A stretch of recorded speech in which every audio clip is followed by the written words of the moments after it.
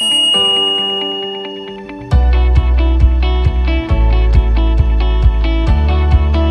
Hello and welcome back everyone to this now the video. आज हम लोग क्या करने वाले हैं, रिवीजन कर लेंगे हम। किस चीज़ का बताओ सर?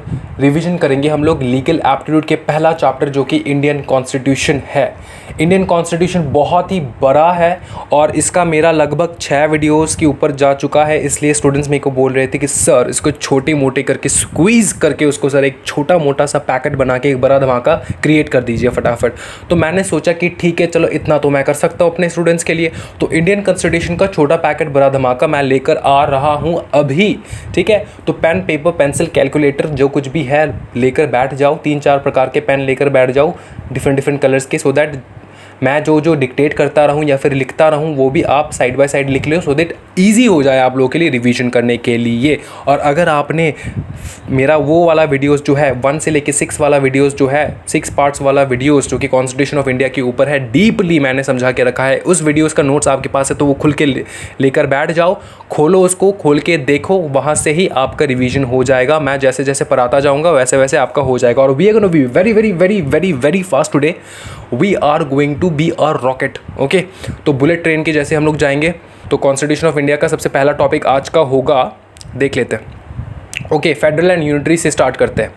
ओके, फेडरल एंड और यूनिटरी से स्टार्ट करते हैं हम लोग। फेडरल और यूनिटरी का मतलब क्या होता है मेरे को बता दीजिए, एक सेंटेंस में ख़त्म हो जाएगा, एक सेंटेंस में ख़त्म हो जाएगा। देखो फेडरल और यूनिटरी का, देखो बात सुनो, ना तो इंडिया फेडरल है ना तो इंडिया यूनिटरी है, क्या बताओ फटाफट? क्वासी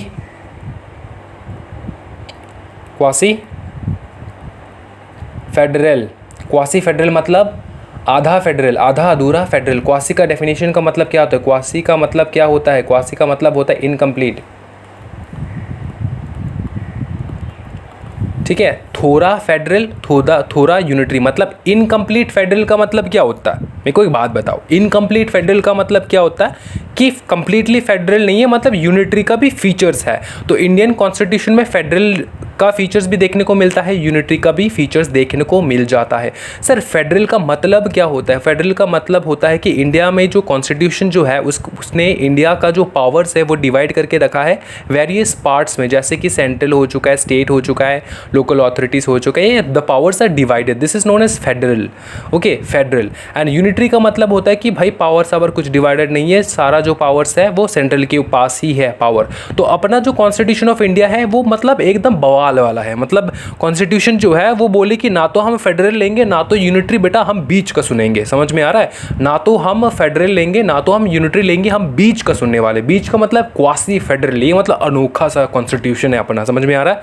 तो यहाँ पे ऐसा भी फीचर्स देखने को मिल जाता है कि सेंट्रल गवर्नमेंट के पास मोस्ट ऑफ द पावर्स है और स्टेट गवर्नमेंट के पास भी पावर्स है, लेकिन most of the power central के पास है। तो थोड़ा थोड़ा यूनिटरी का फीचर लग रहा है ना भाई, most of the power central के पास है भाई।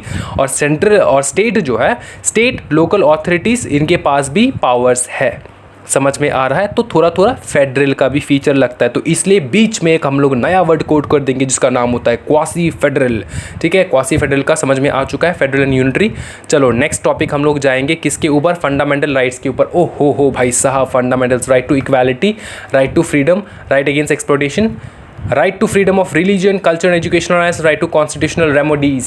बताओ फटाफट कौन से आर्टिकल्स हम लोग पढ़ने वाले हैं अब? चलो स्टार्ट करते हैं इधर से। सबसे पहले, अच्छा एक चीज़, हाँ चलो ठीक है, सबसे पहले हम लोग देखेंगे राइट टू इक्वालिटी के। राइट टू इक्वालिटी में कितने आर्टिकल्स है? 14, 15, 16, 17 एंड 18, 14 to 18 है इधर पे। और बताओ नेक्स्ट बताओ सर जी। नेक्स्ट है अपना article 19 to 22, that is right to freedom. ये जो है ना, ये मेमोराइज कर लेना है भाई इसमें आप, ठीक है ना? कौन सा आर्टिकल कहाँ से कहाँ तक ख़त्म होता है वो। सर यहाँ पे सब कुछ तो सही लग रहा है, 23 to 24, 25 to 28, 29 to 30 सब सही लग रहा है, लेकिन सर यहाँ बीच का जो है ना प्रिंटिंग मिस्टेक है सर, 31 गायब है। 31 गायब नहीं है। आर्टिकल 31 क्या कहता है? Right to property. Right to property, ठीक है। तो स्टूडेंट्स बोलेंगे कि सर अभी राइट टू प्रॉपर्टी नहीं है सर, मेरे पापा के पास प्रॉपर्टी है सर, इलीगल है क्या सर? नहीं, प्रॉपर्टी इलीगल नहीं है, पापा ने खुद के मेहनत से प्रॉपर्टी क्रिएट किया है। तो राइट टू प्रॉपर्टी जो था वो आर्टिकल 31 देता था अपने को राइट टू प्रॉपर्टी, इसको हटा दिया गया है बाय व्हाट, इसको हटा दिया गया है by the 44th constitutional amendment. 44th constitutional amendment, इसको हटा दिया गया है। इसका मतलब सर राइट टू प्रॉपर्टी नहीं है, राइट टू प्रॉपर्टी है, बस डिफरेंस यही है कि राइट टू प्रॉपर्टी जो है पहले क्या था, कॉन्स्टिट्यूशनल राइट था, अब क्या है, अब लीगल राइट है। अब क्या है, अब लीगल राइट है। तो अब आर्टिकल ये जो है सर कहाँ पे देखने को मिलता है अपने को, आर्टिकल 300A में देखने को मिल जाता है अपने को, right to property by legal factor. समझ में आ रहा है ना, लीगली आप ओन कर सकते हो, पैसा है तो खरीद लो लीगली, समझ में आ रहा है ना। तो ये हो गया बात। उसके बाद यहाँ पर क्या लिखा है, यहाँ पर यही चीज़ लिखा है घुमा फिरा के कि यही 44th कॉन्स्टिट्यूशनल अमेंडमेंट लाया गया था और हटा दिया 31st आर्टिकल को हटा दिया गया है। उसके बाद वो अब लीगल राइट बन चुका है, पहले क्या था, फंडामेंटल राइट था, अभी लीगल राइट बन चुका है। ठीक है, क्लियर है बात मेरे। अब हम लोग एक इंपॉर्टेंट चीज़ के ऊपर ध्यान देने वाले हैं, अच्छे से देखो, ये पूछ सकता है एग्जामिनेशन में, बहुत बढ़िया वाला चीज़ है। इंडियन सिटीजन्स को ना कौन से प्रकार के राइट्स है। अच्छा, इसको एक्सप्लेन करने से पहले मैं बता दूं कि इंडियन सिटीज़न हो जाए या फिर फॉरेनर हो जाए, इंडियन सिटीज़न हो जाए या फिर फॉरेनर हो जाए, इन दोनों को राइट कौन सा है ये पहले बताओ मेरे को, कौन सा पहले जानना है, इंडियन सिटीज़न का या फिर सिटीज़न प्लस फॉरेनर का। देखो मैं इजीली आपको एक चीज़ समझा देता हूँ इंटरेस्टिंग वे में, सो दैट आपको समझ में आ जाए। इंडिया का जो टेरिटरी है भाई मेरे, इंडिया का क्या है भाई, टेरिटरी है कि नहीं है?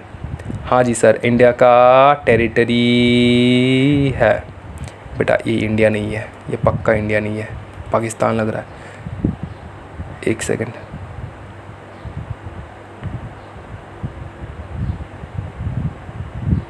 ठीक है, ये जो इंडिया, ठीक है, इसके जो टेरिटरी है, इसका जो ज़मीन है, मिट्टी, इसका जो मिट्टी का खुशबू है, समझ में आ रहा है, इसकी मिट्टी में जो भी बंदा खड़ा है, इसकी मिट्टी में जो भी बंदा खड़ा है हिंदुस्तान में, उसको कौन सा राइट मिलने वाला है, देख भाई साहब, आर्टिकल 14 मिलने वाला है, 20 मिलने वाला है, 21, 22, 23, 25, 27 एंड 28।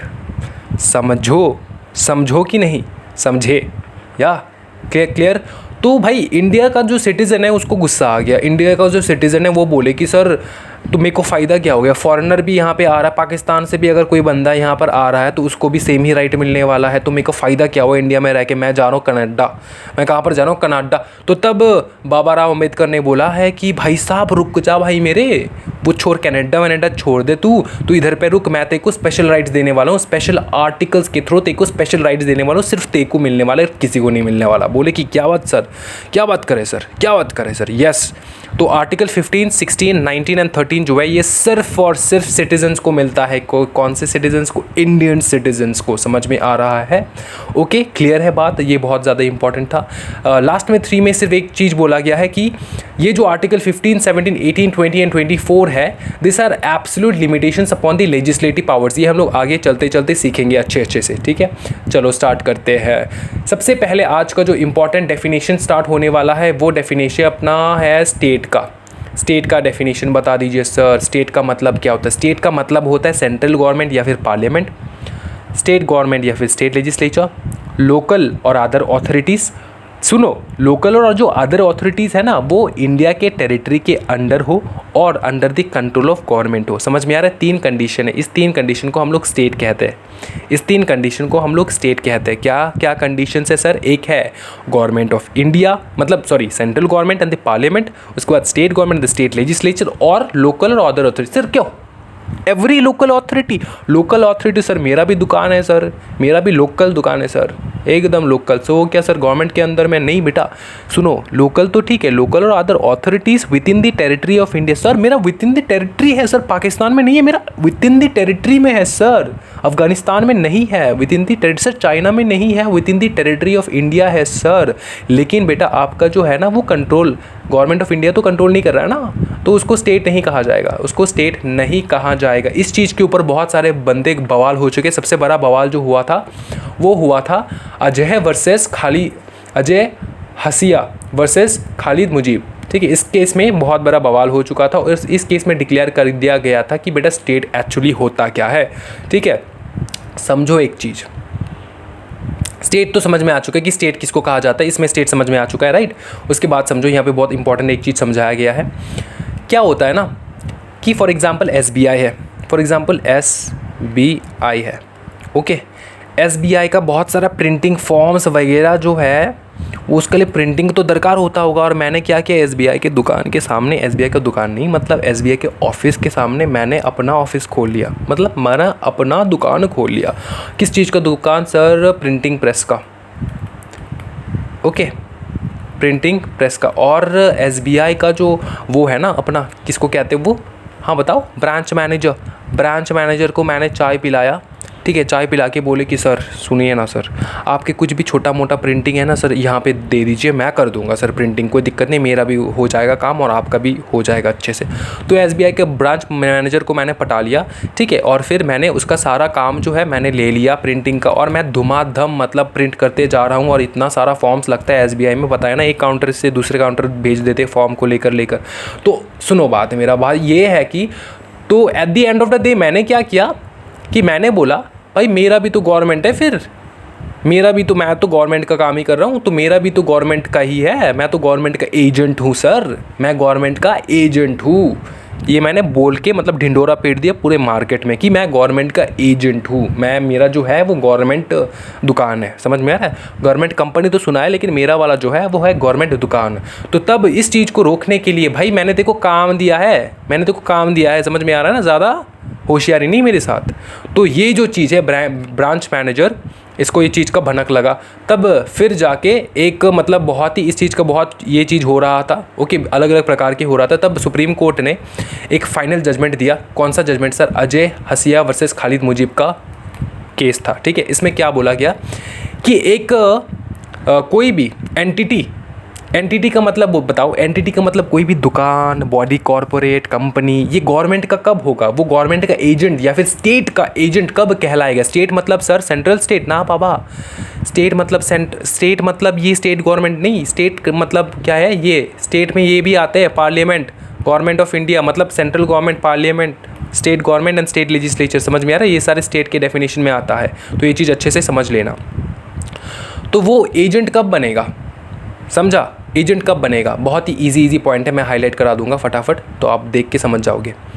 आप भी बोलोगे सर ने क्या बढ़िया काम किया। देखो, अगर आपका entire share capital of the corporation is held by the central government, state हो जाए सेंट्रल हो जाए कोई दिक्कत नहीं है, ठीक है।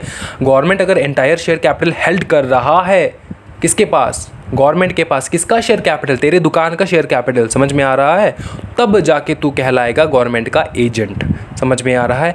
या फिर फिनेंशियल असिस्टेंट दे रहा है in so much to meet almost the entire expenditure, मतलब बताओ सर, थोड़ा हिंदी में समझाओ। देखो, the thing is, financial assistant मतलब तुम्हारा दुकान चलने के लिए जो फिनेंशियल पावर जो है, फिनेंशियल कैपिटल जो है, वो पूरा का पूरा गवर्नमेंट से ही आ रहा है। ऑलमोस्ट पूरा नहीं, 100% नहीं, 99.99% जो है गवर्नमेंट से आ रहा है, ठीक है। गवर्नमेंट मतलब स्टेट, समझ में आ रहा है ना? तो उससे आ रहा है, तब मेरे को पता चलेगा कि हाँ भाई तेरा तो जो है वो है गवर्नमेंट का है, ठीक है। तो नेक्स्ट पॉइंट क्या है? नेक्स्ट पॉइंट है मोनोपोली। अगर आपके पास मोनोपोली स्टेटस है, मोनोपोली स्टेटस तो समझ में आ चुका होगा आपको, जैसे कि रेलवेज क्या है, रेलवे मोनोपोली है। तो कोई भी पर्टिकुलर चीज़ अगर आप मोनोपोली का काम कर रहे हो, फॉर एग्जांपल मेरा मोनोपोली का मतलब क्या होता है? मैं अकेला, मेरा बिजनेस, खत्म बात। मैं जो बिजनेस कर रहा हूँ वो कोई भी नहीं कर सकता, मैं जो कर रहा हूँ वो कोई भी नहीं कर सकता, लीगली नहीं, इलीगली, समझ में आ रहा है?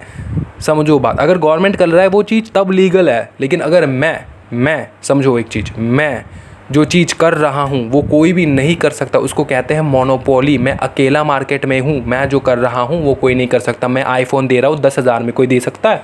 मोनोपोली मार्केट, समझ में आ रहा है ना? अब एक बात सुनो, बात ये है कि अगर मोनोपोली स्टेटस है, ये सिर्फ मोनोपोली का स्टेटस गवर्नमेंट के पास कंट्रोल में है, समझ में आ रहा है ना? ये अपने नॉर्मल बंदों के पास नहीं है, आप गवर्नमेंट को नहीं कह सकते। फॉर एग्जांपल, आपने अगर एक दुकान खोला, आपके सामने एक मिठाई का दुकान खोल लिया, मैंने एक मिठाई का दुकान खोले सामने और एक मिठाई का दुकान खुल चुका है, तो आप गवर्नमेंट को जाके बोल सकते हो सर मैंने तो मिठाई का दुकान खुला था, ये बंदा फिर से मिठाई का दुकान खुल रहा है, सर इसका क्या करे सर, कुछ करना होगा इस बंदे का सर। तो गवर्नमेंट बोलेगा बेटा सुनो, ये जो मोनोपोली वाला चीज़ है ना, ये अपने ऊपर लागू होता है, तेरे ऊपर नहीं, समझ में आ रहा है ना? तो अगर आपके पास बाई चांस मोनोपोली का कोई स्टेटस है, that means that you are a member of the state, मतलब यू आर अ आप बताओ एजेंट ऑफ द स्टेट, समझ में आ रहा है। Deep and persuasive state control, मतलब स्टेट पूरा का पूरा कंट्रोल कर रहा है आपकी दुकान को, ठीक है। फंक्शंस ऐसा है मानो कि पब्लिक इंपॉर्टेंस जैसा, फंक्शंस ऐसा है मानो कि पब्लिक इंपॉर्टेंस जैसा, जैसे कि हॉस्पिटल्स, ठीक है। नेक्स्ट क्या है बताओ फटाफट। नेक्स्ट है अगर कोई डिपार्टमेंट, गवर्नमेंट का डिपार्टमेंट, कोई भी गवर्नमेंट का डिपार्टमेंट अगर किसी भी कॉरपोरेशन को ट्रांसफ़र किया जाए, किसी पर्टिकुलर कॉरपोरेशन को ट्रांसफ़र किया जाए गवर्नमेंट का डिपार्टमेंट, तब मैं बोल सकता हूँ कि भैया ठीक है ये स्टेट है, मतलब सॉरी ये एजेंट है। कौन एजेंट है सर? ये कॉरपोरेशन एजेंट है। किसका एजेंट है सर? स्टेट का। स्टेट मतलब सर, स्टेट मतलब ऊपर ऊपर ऊपर ऊपर ऊपर ऊपर, स्टेट मतलब ये सारे बंदे मैं हाईलाइट कर दूँ फटाफट। Government and parliament, government and state legislature, फिर है और लोकल और अदर अथॉरिटीज़, लेकिन उसके अंडर में क्या है जो कि टेरिटरी के अंदर हो और कंट्रोल किसका हो? गवर्नमेंट ऑफ इंडिया का। समझ में आ रहा है भाई मेरे? बता फटाफट। नेक्स्ट क्या देखेंगे हम लोग, बताओ फटाफट। हाँ जी, बहुत बढ़िया टॉपिक। चलो आर्टिकल 13 से स्टार्ट करते हैं हम लोग। आर्टिकल 13 में अपने को 2 चीज़ मिलेगा, ठीक है। यहाँ पर लिखा तो नहीं है आपके इधर पे, लेकिन मैं एक्सप्लेन कर दूंगा, ठीक है। आर्टिकल 13(1) और 2 जो है अलग अलग है, ठीक है। आर्टिकल 13(1) जो है इसको हम लोग कहते हैं डॉक्ट्रिन ऑफ, मैं लिख देता हूँ, ठीक है, डॉक्ट्रिन ऑफ सेवरेबिलिटी। बताओ, हैंडराइटिंग को माफ़ करना, ठीक है। मेरा नॉर्मल हैंडराइटिंग जो है वो बहुत बढ़िया है, लेकिन इसमें जो है हैंडराइटिंग थोड़ा घटिया दिखाई देगा, ठीक है। डॉक्ट्रिन ऑफ सेवरेबिलिटी इसको कहते हैं हम लोग, डॉक्ट्रिन ऑफ सेवरेबिलिटी मतलब आर्टिकल 13(1) को, और आर्टिकल 13(2) को हम लोग क्या कहते हैं? Doctrine of Eclipse, doctrine of Eclipse कहते हैं। सर डिफरेंस बताइए सर, इसका मीनिंग क्या है सर, वो हमको बताइए सर। देखो बहुत ईजी है। तो हम लोग अब बात करेंगे डॉक्ट्रिन ऑफ, सबसे पहले हम लोग बात करेंगे इक्लिप्स के ऊपर, ठीक है। पहले इक्लिप्स डिस्कस कर लेते हैं, उसके बाद करेंगे सेवरेबिलिटी, तो ज़्यादा बेटर रहेगा, है कि नहीं भाई मेरे? पहले इक्लिप्स कर लेते हैं। ओके, इक्लिप्स क्या कहता है सुनो।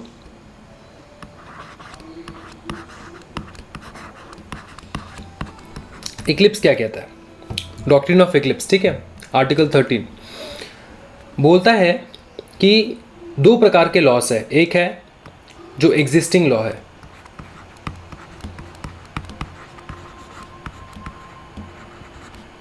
जो कि एक एग्जिस्टिंग लॉ है, ठीक है। ये तो चल रहा है, एग्जिस्टिंग लॉ जो चल रहा है वो तो चल रहा है नॉर्मल डेज में। अब फॉर एग्जांपल गवर्नमेंट ने ऐसा कुछ लगा गवर्नमेंट को कि नया एक फंडामेंटल राइट जो है वो इंट्रोड्यूस करना चाहिए, तो गवर्नमेंट ने क्या किया कि नया फंडामेंटल राइट इंट्रोड्यूस किया, ठीक है। फंडामेंटल राइट इंट्रोड्यूस कराया। अब क्या है दिक्कत बस यही है कि फॉर एग्जांपल, अच्छा मेरे को एक बात बताओ, कौन सा बड़ा होता है, कौन सा सुपीरियर होता है? फंडामेंटल राइट सुपीरियर होता है या फिर एग्जिस्टिंग लॉ सुपीरियर होता है?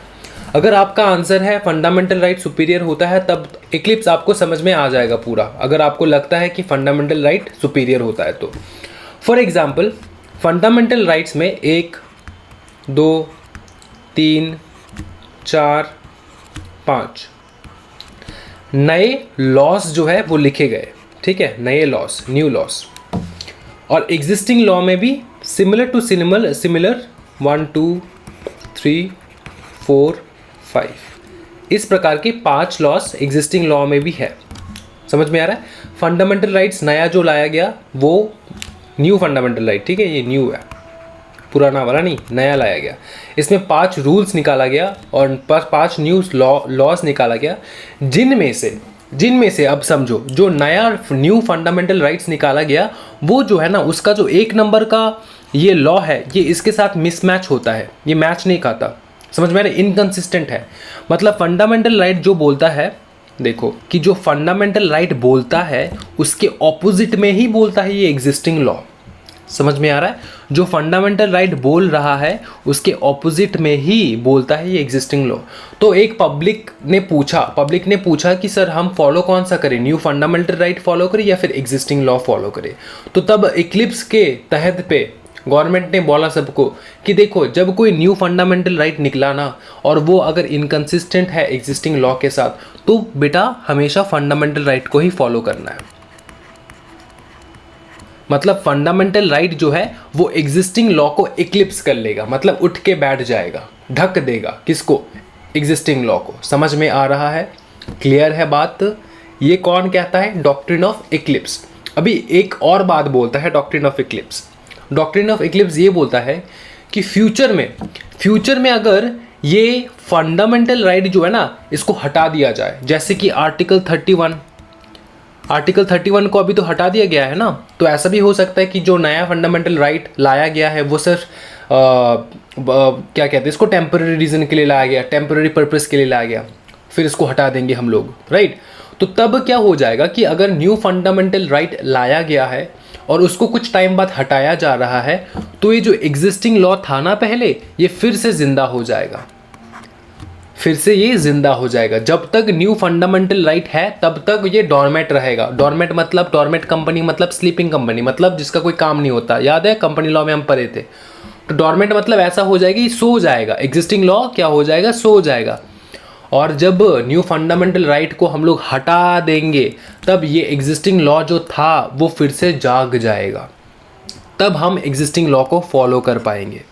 ये कौन कहता है, डॉक्ट्रिन ऑफ इक्लिप्स। ठीक है, क्लियर है। अब हम लोग देख लेते कि डॉक्ट्रिन ऑफ सेवरेबिलिटी क्या बोलता है। इक्लिप्स तो देख लिए, सेवरेबिलिटी क्या बोलता है। तो हैंडराइटिंग के ऊपर मत जाओ, आई एम सॉरी, मेरा हैंडराइटिंग बहुत बकवास दिख रहा है यहाँ पे, लेकिन फिर भी मेरा हैंडराइटिंग बहुत बढ़िया है। कभी मेरा नोट्स जो है ना वो आपको दिखा दूंगा मैं, ठीक है। अब देखो क्या बोलता है यहाँ पे डॉक्ट्रिन ऑफ सेवरेबिलिटी। सेवरेबिलिटी का कहना है कि देखो भाई, सिंपल बात है, क्यों इतना मतलब उछल रहे हो आप लोग, इतना क्यों मतलब गम पे डूबे जा रहे हो। जो एग्जिस्टिंग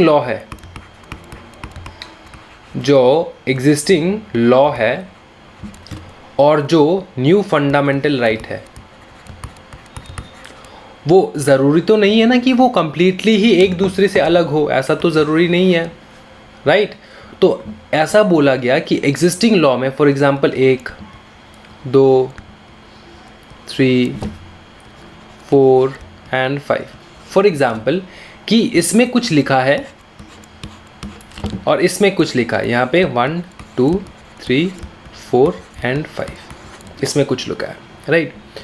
तो यहाँ पे बोला गया कि अगर न्यू फंडामेंटल राइट और एग्जिस्टिंग लॉ क्लैश कर ही रहा है, तो एक काम करो ना, आप मैच करके देख लो कि कौन सा क्लैश कर रहा है, ठीक है। अगर 1 और 1 क्लैश कर रहा है तो इसको फॉलो मत करो, एग्जिस्टिंग लॉ को फॉलो मत करो, 1 का जो है ये न्यू फंडामेंटल राइट का फॉलो करो।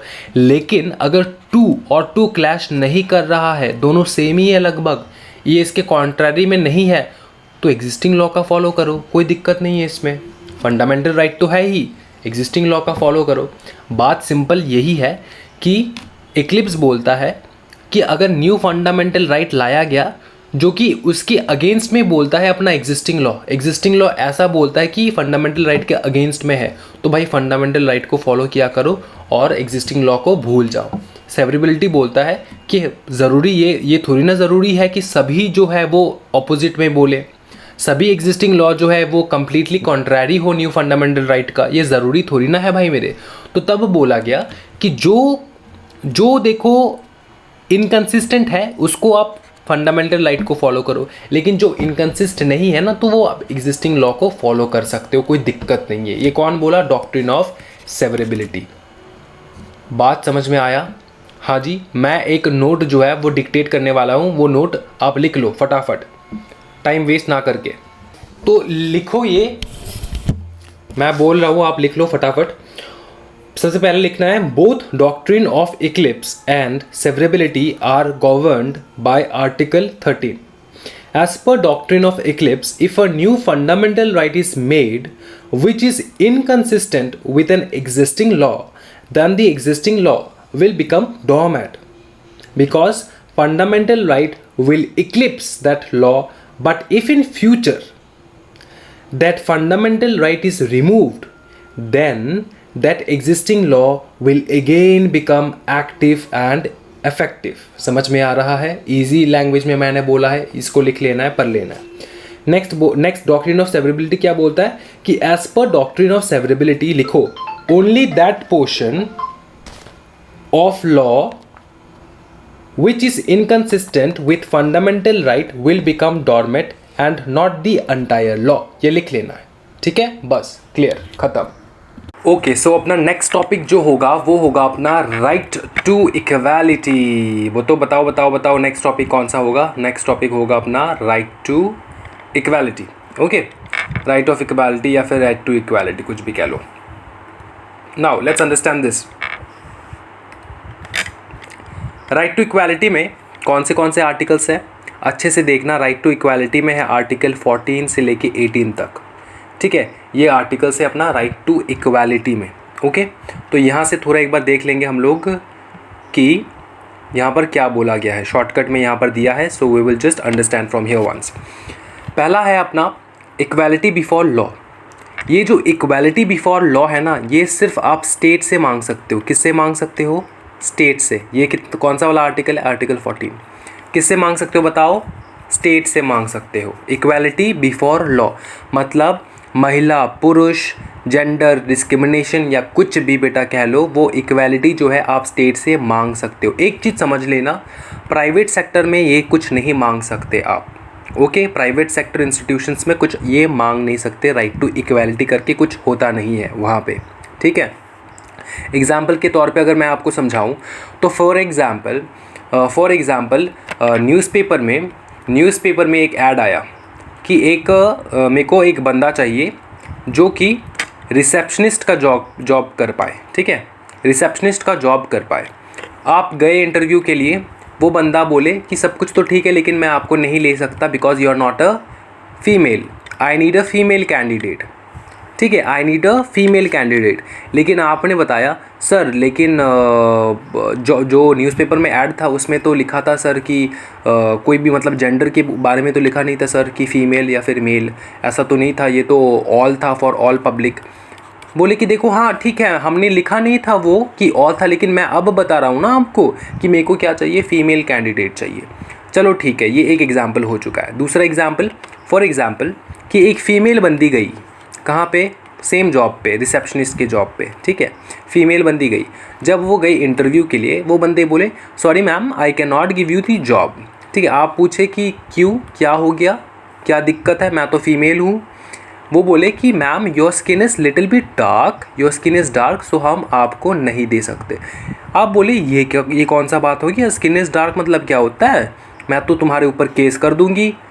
तो बंदा बोले ठीक है मैम आप जाके केस कर दो, कोई दिक्कत नहीं है। क्या आप केस जीत पाओगी? नहीं जीत पाओगी, because this person is not a state, this person is not a state.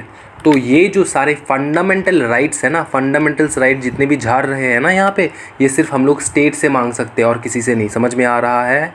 Clear है बात? बताओ। हाँ जी क्लियर है, एकदम क्लियर है। नेक्स्ट बताओ, नेक्स्ट है आर्टिकल अपना 15 आता है। 15 में क्या बोला गया है? प्रोहिबिशन। ये article, this is article 15। So what does it says? It says about prohibition of discrimination accounts the grounds of religion, race, caste, sex और प्लेस ऑफ बर्थ। इसके ऊपर पे कोई भी डिस्क्रिमिनेशन नहीं कर सकता, ठीक है। ये तो ईजी है आर्टिकल 15। नेक्स्ट हम लोग देख लेते हैं एक बार, equality of opportunity in matters of public employment. तो इसमें जो है थोड़ा देखने वाला चीज़ है, ये आर्टिकल कौन सा है? 16। मतलब employment, public employment, public employment, ठीक है। पब्लिक एम्प्लॉयमेंट में कौन सा चीज़ है? मतलब पब्लिक एम्प्लॉयमेंट मतलब बताओ, सरकारी नौकरी, सरकारी नौकरी में डिस्क्रिमिनेशन नहीं हो पाएगा। समझ में आ रहा है? तो इसके ऊपर इसके एक्सेप्शंस भी है, इसके बहुत सारे एक्सेप्शंस भी है। ओके, तो ये सारे जो एक्सेप्शंस है वो भी हम लोग देखने वाले हैं। एक बार देख लेते हैं यहाँ से। 15 हो चुका है अपना। Okay, 15 is done. Religion, race, caste, sex, ये बहुत इजी है। नेक्स्ट है अपना कहाँ गया ये, आर्टिकल 16। तो आर्टिकल 16 एक बार देख लेंगे हम। आर्टिकल 16 में क्या गया, कहा गया है बताओ?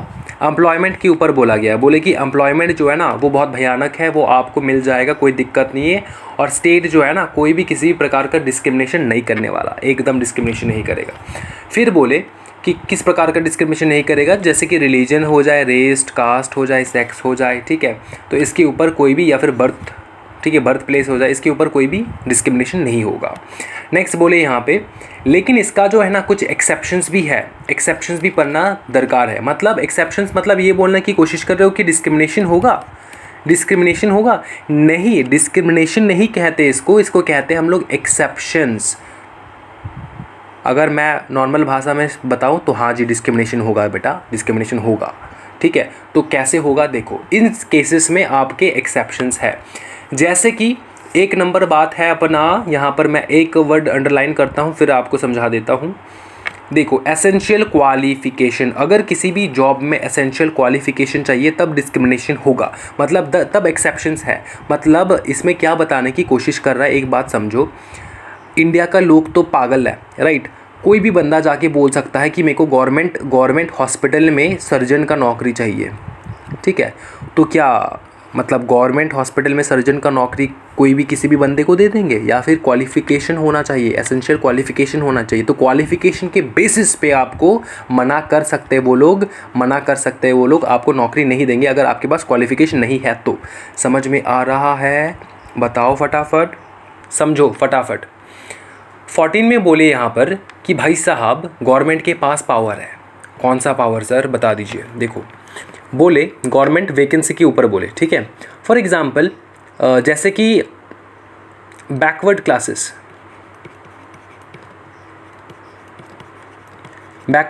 के लिए ये लाया गया है, ठीक है ना। बैकवर्ड क्लासेस में कौन कौन आता है, scheduled tribe and scheduled caste, ठीक है, ये दोनों आते हैं। इनके लिए क्या बोला गया मैं आपको बताता हूँ। बोले कि फॉर एग्ज़ाम्पल जैसे एक जॉब वैकेंसी है 100, इसमें से कम 30% जो है वो किसके लिए रिजर्व्ड है, scheduled tribe and scheduled caste. पकड़ लो किसी भी पर्टिकुलर ईयर में ऐसा हुआ, किसी भी पर्टिकुलर ईयर में ऐसा हुआ, जैसे कि 2017 पर्टिकुलर ईयर में ऐसा हुआ कि ये जो 30% है ना, ये पूरा जो है नहीं भरा, ओनली 10% जो है उसका क्या हुआ है बताओ, फुलफ़िल हुआ है, ठीक है। बाकी जो 20% है, बाकी जो 20 सीट्स है वो खाली है अभी भी, ओके। तो ये जो 20 सीट्स है ना, ये वो लोग क्या कर सकते हैं बताओ, ये वो लोग कैरी फॉरवर्ड करेंगे 2018 को, 2018 को कैरी फॉरवर्ड कर लेंगे। समझ में आ रहा है। तो 2018 में अगर 30 सीट है तो उसके साथ क्या हो जाएगा, +20 हो जाएगा। समझ में आ रहा है, क्लियर है बात। ये किसके लिए है, ये बैकवर्ड क्लासेस के लिए है। तो इसमें बहुत कुछ है बोलने के लिए, लेकिन उन्होंने इतना कुछ बताया नहीं, तो मैं शॉर्टकट में ये एक्सप्लेन कर देता हूँ। बिकॉज अगर आप लॉ पढ़ रहे होते, फॉर एग्जांपल LLB, तब जाके आपको बहुत ज़्यादा डीपली इसको समझना होता। बिकॉज यहाँ पे देखो क्लॉज 4A और 4B जो है बहुत कुछ कहा जाता है। समझ में आ रहा है, ये हमें टाइम पास के लिए नहीं दिया हुआ है, बहुत कुछ कहा जाता है। लेकिन अभी के लिए हमारे इधर पे it is not necessary to understand this, okay. जो एग्ज़ाम पर्सपेक्टिव के लिए है वो हम लोग सीखेंगे। अगर मैं ऊपर आपको बता दूं तो ये बात है कि क्लॉज 4 क्या बोलता है कि रिजर्वेशन पक्का है, ठीक है, रिजर्वेशन हो सकता है। समझ में आ रहा है। 4A में क्या बोले कि रिजर्वेशन पक्का है, रिजर्वेशन हो, 4 में क्या बोले, रिजर्वेशन पक्का है, रिजर्वेशन हो सकता है, रिजर्वेशन का कैरी फॉरवर्ड होता है, ठीक है। ये 4 वाला बोले। 4A क्या बोले पता है, प्रमोशन जो होता है ना, प्रमोशन किसी भी जॉब में प्रमोशन जो होता है, किसी भी पर्टिकुलर जॉब में जो प्रमोट किया जाता है, ठीक है, वो भी हम लोग कैरी फॉरवर्ड कर सकते हैं, वो भी हम लोग कैरी फॉरवर्ड कर सकते हैं। ये बोला किसने, 4A ने। और 4B ने क्या बोला सर, 4B ने तो मतलब कमाल ही कर दिया। 4B ने क्या किया, एक सीलिंग लिमिट है 50% का। समझो 50% का सीलिंग लिमिट क्या है, मैं आपको बताता हूँ। कि जैसे ये रिजर्वेशन होता है ना किसी भी पर्टिकुलर ईयर में, जैसे कि ये 2017 का रिजर्वेशन मैं आपको यहाँ पे समझा देता हूँ अच्छे से। फॉर एग्ज़ाम्पल 2017 का जो रिजर्वेशन है वो कहाँ पर आ चुका है, वो आ चुका है 2018 पे। तो 2017 का रिजर्वेशन 2018 पे आ चुका है, राइट। लेकिन ऐसा नहीं होना चाहिए किसी भी ईयर में 50% से ऊपर चला जाए। समझ में आ रहा है। मतलब टोटल जो वैकेंसी है, समझो टोटल वैकेंसी अगर 100 है, इसमें से अगर पकड़ लो 60% सिर्फ शेड्यूल ट्राइब और शेड्यूल कास्ट के लिए चला जाए तो जनरल बंदों का क्या होगा, जनरल बंदे तो भूखा मर जाएंगे, जनरल वाले, तो इसलिए बोले कि कैरी फॉरवर्ड करो, जितना यार ईयर कैरी फॉरवर्ड करना है करते रहो, लेकिन 50% से ज़्यादा क्रॉस नहीं करना चाहिए। समझ में आ रहा है ना, एक पर्टिकुलर ईयर में 50% से ज़्यादा नहीं होना चाहिए। फॉर एग्जांपल अगर पकड़ लो यहाँ पे ये 2017 है, 2017 में पकड़ लो 30% से सिर्फ 10%, चलो सिर्फ 5% जो है उसका फिलअप हुआ है, और बाकी कितना परसेंट बताओ, 25% जो है वो कैरी फॉरवर्ड हो चुका है। तो 25% पिछले साल का, इस साल का 30%, कितना हो रहा है, 30, 40, 50, 55%। तो ये अलाउड नहीं होगा, 55% हम लोग अलाउ नहीं करेंगे, सिर्फ 50% तक ही हम लोग अलाउ करने वाले हैं। समझ में आ रहा है, सिर्फ 50% हो सकता है, उससे ज़्यादा नहीं, उससे ज़्यादा कैरी फॉरवर्ड नहीं होगा, ठीक है। लेकिन ये जो चीज़ है ये कौन बताए, 4 ने, ठीक है, वो 4 ने बताया। ओके, 4 ने क्या बताया, 4 ने बताया कि कैरी फॉरवर्ड हो सकता है, सीलिंग लिमिट कितना है 50%। लेकिन 4B क्या पता है, जब 4B आया वो बोले कि ये 50% का जो सीलिंग लिमिट है ना, इसको हटा दिया जाए, इसको हटा दिया जाए। समझ में आ रहा है, ये सर रिलेवेंट है अपने एग्जामिनेशन के लिए? बिल्कुल नहीं सर। क्यों आप फिर बोल रहे हो? बिकॉज मेरे को नॉलेज देना है आप लोगों को, ठीक है। 4 हो चुका है, क्लियर है बेटा? हाँ जी। 5 वाला बताओ, 5 वाला बताओ, 5 वाला हम लोग देख लेंगे अभी, बहुत ईजी है। 5 वाला जो है ना रिलीजियस इंस्टीट्यूशन से रिलेटेड है। फॉर एग्जाम्पल कोई भी गवर्नमेंट का रिलीजियस इंस्टीट्यूशन है। फॉर एग्जाम्पल गवर्नमेंट का चर्च है, गवर्नमेंट का चर्च है। चर्च में कौन बैठता है? प्रिस्ट, फादर, कुछ भी कह लो, ठीक है। तो फादर जी बैठते हैं, मैं एज एन एग्जाम्पल आपको समझा रहा हूँ, ठीक है। लेकिन कोई भी पंडित अगर जाके बोले गवर्नमेंट को कि सर मेरे को चर्च में फादर का काम करना है, ठीक है, चर्च में प्रीस्ट का काम करना है, तो क्या गवर्नमेंट पंडित को अलाउ करेगा कि वो जाके चर्च में काम करने के लिए? उसका रिजर्वेशन नहीं है, ये सिर्फ किसके लिए रिजर्व्ड है? जो इस पर्टिकुलर धर्म से बिलोंग करते हैं उसके लिए रिजर्व्ड है। समझ में आ रहा है? ये कौन बोलता है सर, ये कौन बोलता है इतना बेकार चीज़? बेकार नहीं, बहुत अच्छा चीज़ है। बोलता है 5 नंबर, ठीक है। पॉइंट 6 क्या बोलता है बताओ? 6 क्या बोलता है बताओ फटाफट, हाँ बताओ। नेक्स्ट है अपना 6। तो 6 में क्या बोला गया है भाई मेरे? 6 में बहुत ही एक सिंपल सा चीज़ बताया गया है। ये बहुत ही रीसेंट अमेंडमेंट है, ठीक है। रीसेंट अमेंडमेंट में क्या बोला गया है? ये 2019 को आया था। जब ये आया था ना, मैं बहुत ज़्यादा खुश था। मैंने बोला बेटा अब तो सरकारी नौकरी लेकर रहूँगा। ये किस चीज़ के लिए? Economically weaker section of the society, इसमें कोई भी आ सकता है। SC ST वो वाले नहीं, वो नहीं आ सकते यहाँ पे, समझो। यहाँ पे कोई भी आ सकते, हिंदू, मुसलमान, क्रिश्चियन, सिख, ईसाई, सब SC ST को छोड़ के। समझ में आ रहा है ना? मतलब जो कि क्लास 4 में मेंशन्ड है ना, उनको छोड़ के बाकी सब आ सकते। उनके लिए रिजर्वेशन है भाई मेरे, खुशखबरी, 10% रिजर्वेशन आ चुका है अपने लिए, ठीक है। तो ये बताया गया है यहाँ पे। ये तो रिसेंट वाला था, सबको पता ही होगा, बहुत फेमस हुआ था ये, मतलब चर्चा में आ गया था ये चीज़। कौन लाई? मोदी गवर्नमेंट। आ जाओ इधर फटाफट। नेक्स्ट है अपना अबॉलिशन ऑफ अनटचेबिलिटी। अभी एकदम सुपर फास्ट ट्रेन के जैसे जाने वाला हूँ मैं, आप देखो। अबॉलिशन ऑफ अनटचेबिलिटी, इसका क्या है चक्कर सर? इसका चक्कर मुझको समझ में नहीं आ रहा है, बता दीजिए। बहुत इजी है। अबॉलिशन ऑफ अनटचेबिलिटी मतलब बताओ, छुआछूत का बीमारी जो है वो नहीं कर सकते आप। अबॉलिशन ऑफ अनटचेबिलिटी, ठीक है, वो क्लियर है भाई, बहुत ईजी है। फिर क्या बताया? फिर हम लोग पढ़ने वाले हैं टाइटल्स के ऊपर, अबॉलिशन ऑफ टाइटल्स। नेक्स्ट हम लोग देखेंगे abolition of titles. Abolition of titles का मतलब क्या होता है कि देखो सिंपल मैं आपको समझाता हूँ। जैसे कि यार ये हम लोग का टाइटल्स जैसे रहता है, जैसे कि रविंद्रनाथ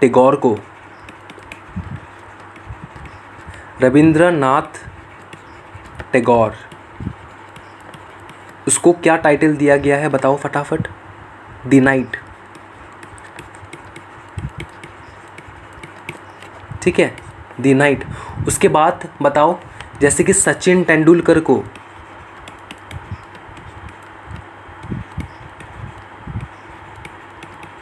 क्या दिया गया है टाइटल बताओ? सर, उसको सर बुलाते हैं बाहर पे। समझ में आ रहा है? सर सचिन तेंदुलकर ऐसे बोलते हैं भाई, समझ में आ रहा है? ये सारे जो है ना अबॉलिश्ड है इंडिया में, ये आप नहीं बुला सकते किसी भी बंदे को, ये सारे नहीं बुला सकते आप, ठीक है। ये टाइटल्स जो है ना ये आप लगा नहीं सकते आपके नाम के आगे एक्सेप्ट कुछ वो कौन सा है एक्सेप्ट सर हमको बता दीजिए फटाफट। जैसे कि मिलिट्री और एकेडमिक डिस्टिंक्शन हो जाए, मिलिट्री और एकेडमिक डिस्टिंक्शन हो जाए। जैसे कि मिलिट्री वाला तो पता ही है, कमांडर, फिर लेफ्टिनेंट एक्सेट्रा एक्सेट्रा। एकेडमिक मतलब CA CS CMA खुशखबरी, ठीक है, समझ में आ रहा है। तो ये आप लगा सकते हो, ये टाइटल लगा सकते हो आपके नाम के आगे, और कोई नहीं लगा सकता भाई, समझ में आ रहा है। सचिन तेंदुलकर भी नहीं लगा सकता, हम लोग लगा सकते हैं। No citizen of India shall accept a title from any foreign state. Foreign state से ना भाई, ठीक है, फॉरेन स्टेट से कोई टाइटल आप नहीं मांग सकते। जैसे कि सर वाला जो टाइटल है ना वो फॉरेन स्टेट से मिला है सचिन तेंदुलकर को। No person who is not a citizen of India shall while he holds any office और ट्रस्ट। अगर कोई बंदा, ठीक है, जो सिटीजन ऑफ इंडिया नहीं है, वो अगर कोई भी ऑफिस में बैठा है, जब तक इंडिया के धरती में हो, मतलब इंडिया के सॉइल में आप खड़े हो, बैठे हो अपने चेयर पे, तब तक अगर आप बाहर में कोई आपको सर बुलाता है तो इंडिया में वो सर नहीं चलने वाला। समझ में आ रहा है ना, इंडिया में वो सर नहीं चलने वाला, समझ में आ रहा है। तो जब तक इंडिया में हो बाहर वाले बाबू, तो आपको आपके नाम से बुलाया जाएगा, सर करके, नाइट करके, ऐसे नहीं बुलाया जाएगा, स्पेशल नहीं होगा, समझ में आ रहा है। अनटिल एंड अनलेस आप प्रेसिडेंट से कंसेंट ले लो। पर प्रेसिडेंट अगर बोले कि हाँ जी बुला सकते हो, कोई दिक्कत नहीं, अपना ही बंदा है, तब आप बुला सकते हो, कोई प्रॉब्लम नहीं है, समझ में आ रहा है। Without the consent of the president accept any present emolument or office or any kind from the foreign state. Foreign state से कुछ भी आप एक्सेप्ट नहीं कर सकते। देखो दो चीज़ है यहाँ पर, बोले जो फॉरेन से बंदा आके काम कर रहा है, जो फॉरेन से बंदा आके काम कर रहा है, वो उसका अगर नाम के आगे कोई सर्वर लगाया है तो इंडिया में जब तक आप हो तब तक आपको ये सर्वर से बुलाया नहीं जाएगा, समझ में आ रहा है। और कोई बंदा जैसे कि सचिन, ठीक है, सचिन तेंदुलकर, अगर आप इंडिया में हो और बाहर के लोग आपको कोई भी किसी भी प्रकार का टाइटल दिया है ना, तो उस टाइटल को आप एक्सेप्ट नहीं कर सकते without the permission of the president of India. समझ में आ रहा है, क्लियर है बात, बताओ, ठीक है, ठीक है, क्लियर है, हाँ जी। फिर बताओ सर, फिर बताओ, फिर क्या है सर, फिर है अपना आर्टिकल 19। आर्टिकल 19 जो है बवाल है। आर्टिकल 19 यहाँ से कर लेंगे हम लोग, फटाफट हो जाएगा, ठीक है। आर्टिकल 19 क्या बोले, किस चीज़ के बारे में बोले बताओ। 6 प्रकार के फ्रीडम दे के रखे हैं आर्टिकल 19, ठीक है।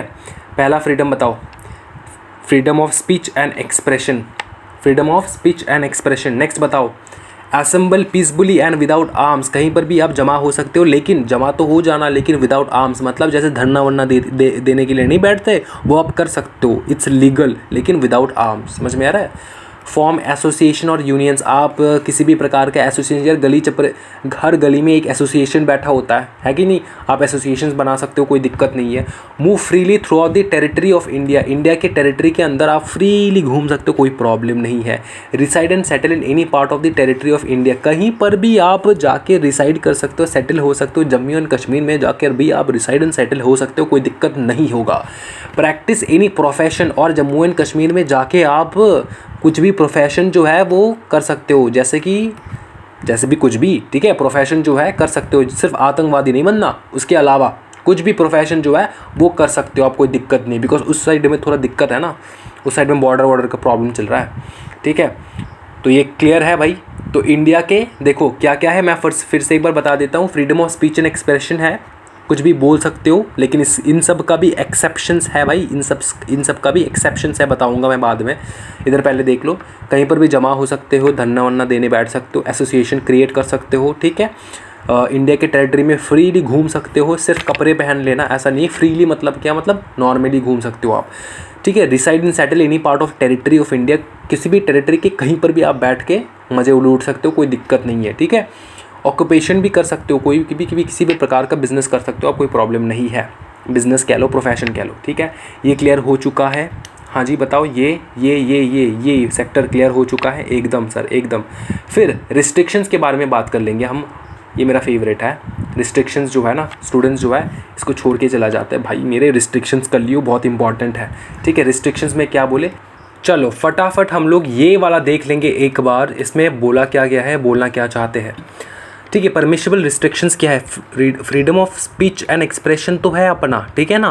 Freedom of speech and expression के ऊपर अपना कुछ रिस्ट्रिक्शंस लगाया गया है। तो कौन सा रिस्ट्रिक्शन है सर, बता दीजिए एक बार फटाफट, हम बता देंगे, कोई दिक्कत नहीं है इसमें। देखो पहला है अपना सॉवरेनिटी इंटीग्रिटी के खिलाफ, इंडिया के खिलाफ ही कुछ बोल दो आप, ठीक है। सिक्योरिटी ऑफ द स्टेट, मतलब स्टेट के सिक्योरिटी के अगेंस्ट में, पता है मतलब बहुत सारी सिक्योरिटी एजेंसी है, राइट, उसकी खुफिया बातें आप जाके चाइना को बता दो, समझ में आ रहा है ना। तो ये सारे जो है रिस्ट्रिक्शन है। Friendly relation with foreign state, मतलब फॉरेन स्टेट के साथ अपना फ्रेंडली रिलेशन है और आप तो तैयार हो, मतलब आप ऐसे ऐसे भाषण दे रहे हो कि उसका फ्रेंडली रिलेशन जो है वो ख़राब हो जाए, तो इसके अगेंस्ट में बात बोला गया है। पब्लिक ऑर्डर, कोई भी पब्लिक ऑर्डर पास किया गया है जो कि पब्लिक के हित में है, ठीक है, पब्लिक के हित में, उसके अगेंस्ट में आप बोल रहे हो, ठीक है। फिर डिसेंसी और मोरालिटी, मतलब कुछ भी गाली बक रहे हो। कंटेम्प्ट ऑफ कोर्ट, मतलब कोर्ट ने कुछ ऑर्डर पास किया उसके अगेंस्ट में आप बोल रहे हो। डिफेमेशन, किसी को डिफेम करना, जानबूझ के किसी को डिफेम करना। उसके बाद incitement to an offence, incitement to an offence मतलब आप ऐसे कुछ काम कर रहे हो या फिर कुछ आपने पकड़ लो, कुछ बोल दिया पब्लिक गैदरिंग में, कुछ बोल दिया जिसके कारण पब्लिक के मन में ऐसा भावना आ रहा है वो गवर्नमेंट के अगेंस्ट में चला जाए, मतलब कुछ दुर्गति कर दे, ठीक है, समझ में आ रहा है। तो वो जो है वो सारे यहाँ पे रीजनेबल रिस्ट्रिक्शंस लगाया गया है। फिर आता है अपना आर्टिकल 20, लेकिन आर्टिकल 20 यहाँ पर लिखा नहीं है, so shall we do it. Article 20, 21 है, 22 भी नहीं दिख रहा है मेरे को, 23 है, फिर 24 भी नहीं है, 23 है एंड या 24 यहाँ पर घुसा कर रख दिया है, 25 है, ठीक है, कर लेंगे हम लोग, कोई दिक्कत नहीं है। तो 20 तो नहीं है भाई साहब, 20 करना है, क्यों नहीं करेंगे सर, करेंगे ना सर, आप करा दीजिए, ठीक है मैं करा देता हूँ, कोई दिक्कत नहीं है। देखो आर्टिकल 20 में क्या बोला गया है, मैं यहाँ पे लिख के करा दूंगा आप सबको, कोई दिक्कत ही नहीं है, ठीक है। आर्टिकल 20, हैंड राइटिंग के लिए मैं माफ़ी चाहता हूँ आप सबसे, ओके, या डू दिस। सो आर्टिकल 20 क्या कहता है? आर्टिकल 20 जो है ना वो गारंटी करता है, किस चीज़ को गारंटी देता है? वो गारंटी देता है, वो गारंटी देता है, किस चीज़ का गारंटी देता है बताओ फटाफट। अच्छा, किसको गारंटी देता है? सिटीजन्स को भी देता है और नॉन सिटीजन को भी देता है, ठीक है, सिटीजन्स एंड नॉन सिटीजन दोनों को गारंटी देता है। सर गारंटी क्या देता है ये तो बताओ। देखो 3 चीज़ का गारंटी है, एक है protection against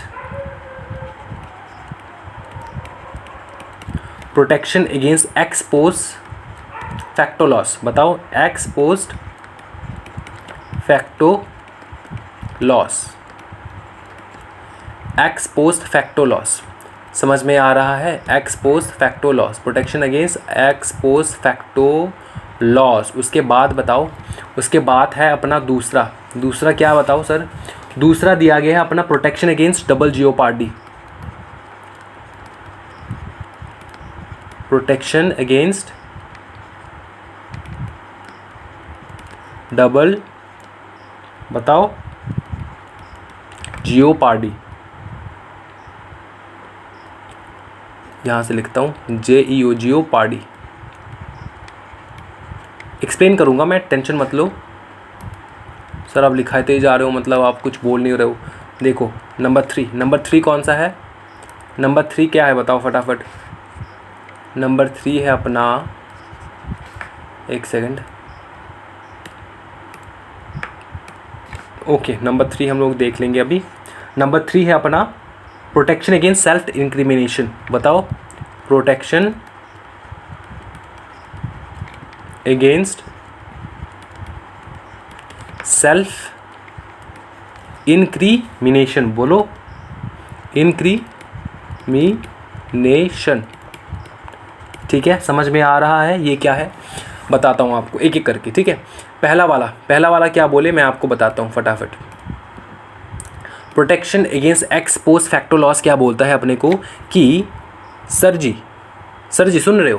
protection against ex post facto loss क्या बोलता है कि कोई भी अगर प्रीवियसली, देखो कोई भी मैंने क्राइम किया है,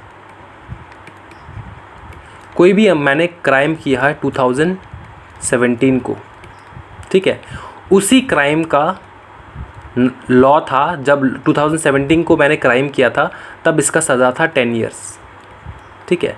2018 को नया लॉ लाया गया, 2018 को नया लॉ लाया गया जिसके लिए सज़ा है 12 ईयर्स, ठीक है।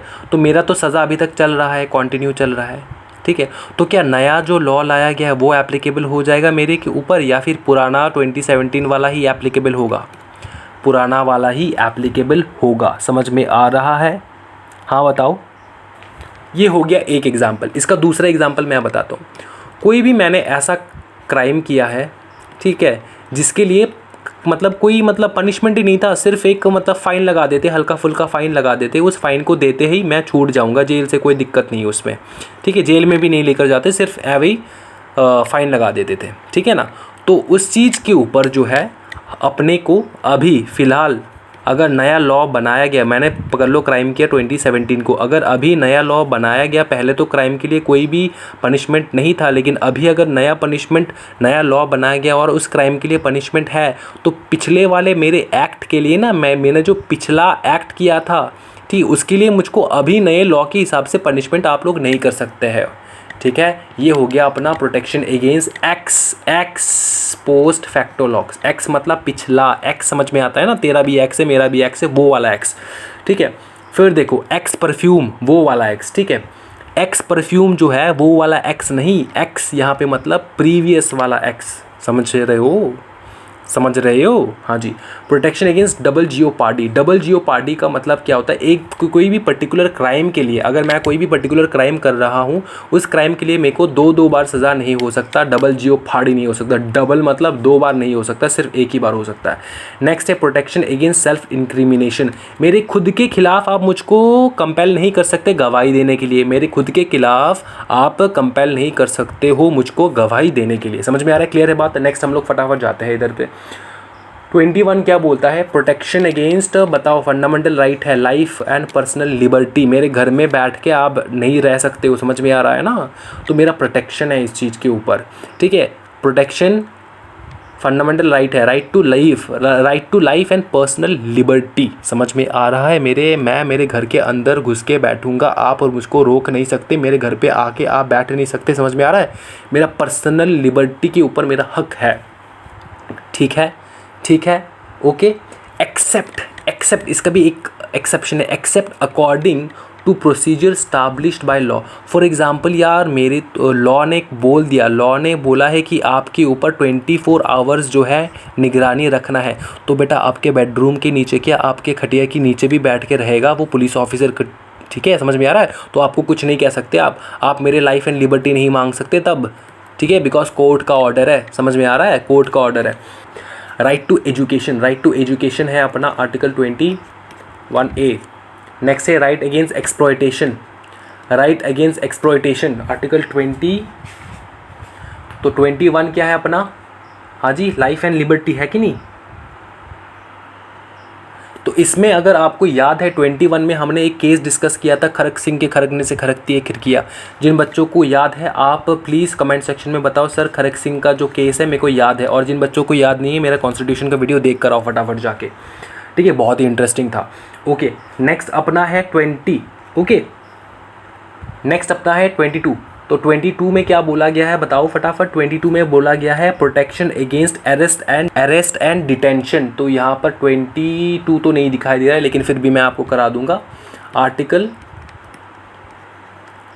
22 क्या कहता है सर? आर्टिकल 22 क्या कहता है सर, बता दो ना। आर्टिकल 22 क्या कहता है? देखो मैं आपको बताता हूँ आर्टिकल 22 क्या कहता है। आर्टिकल 22 अपने को कहता है कि, एक सेकेंड, मेरे को थोड़ा स्पेस चाहिए तो लिखने के लिए। ओके, आर्टिकल 22 क्या कहता है? आर्टिकल 22 में ना कहता है कि प्रोटेक्शन अगेंस्ट अरेस्ट, किसके ऊपर? Arrest, protection against arrest and detention.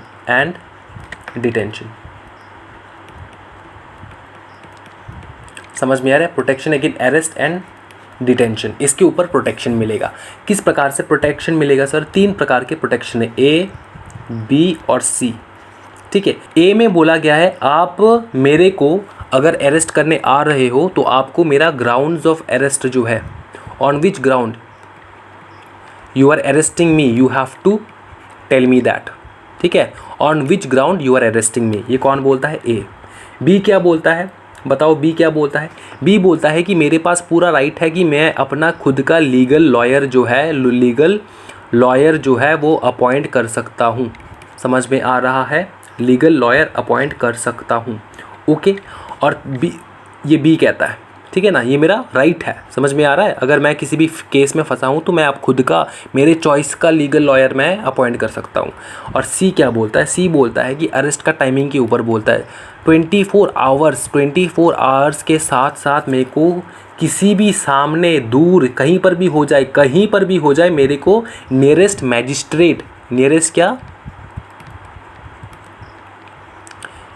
Magistrate के पास आपको पेश करना ही होगा मेरे को। कितने घंटे के अंदर? 24 आवर्स के अंदर। और एक चीज़ याद रखना, ट्रैवलिंग टाइम जो है यहाँ पे, ट्रैवल टाइम जो है ना वो कट करके 24 आवर्स। ठीक है, फॉर एग्जांपल आपके घर में आए पुलिस ऑफिसर, चाय पानी पिए, फिर आपको जिप्सी में बिठाए, फिर आपको लेकर जा रहे हैं।